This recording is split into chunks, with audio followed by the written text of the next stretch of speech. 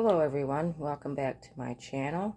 I am working on the Trick or Treat crochet-along blanket, and it is week 4.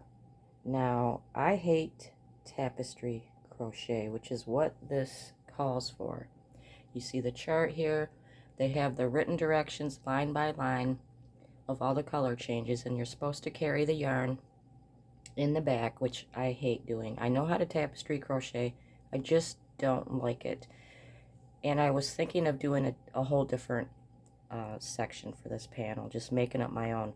I spent the better part of yesterday trying to finagle this, and I've come up with a solution, and I think it's going to work pretty good. So if you hate tapestry crochet and you were ready to give up on this, try this instead. I am going to, because this looks to me just like a cross-stitch chart, right? So what I'm going to do is, this is 83 rows of purple. I've got like 10. I'm only keeping track on paper right here. So I'm keeping track of my rows. My plan is to just make the entire 83 or something rows. 82, I believe. Anyways, I'm going to make the whole piece, and then I'm just going to cross stitch on here. And I think it looks pretty good. I just did this. I just ripped everything out and started over with this method.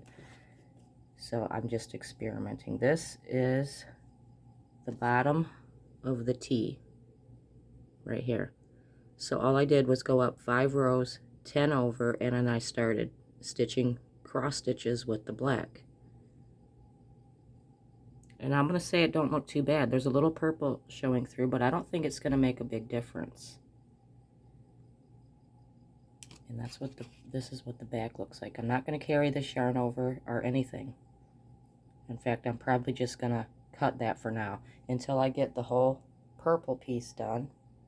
And then I'm going to proceed to just treat this like a piece of cross-stitch fabric and cross-stitch all the details on.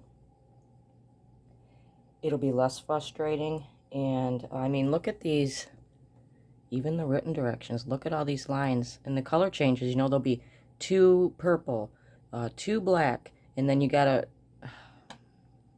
yeah, that's a lot. That's a lot of work. And if you lose your place like I did many times, I had to rip it out so many times doing the tapestry method, that I just thought of this today, and I think I'll I'll be able to fly, excuse me, I'll be able to fly through this pretty quickly now, because this Wednesday part 5 comes out, and I really want to get this panel done. So that's about the only change that I'm making, and I will update maybe on my community, or once I get half of this done or most of this done, I'll update, and you can decide for yourself if it looks like something that you would want to do besides wrestling with all these colors and carrying the colors over. So that's the only change I've made so far to the blanket. Oh, one other little change on the skeletons. They had a smiley skeleton. I just made my line straight across. I don't want smiling skeletons. I wanted mine to look a little mean. Also on this panel up here in the cauldron piece, also on your chart, they have bigger, yeah, that's what I'm on right now, the bottom.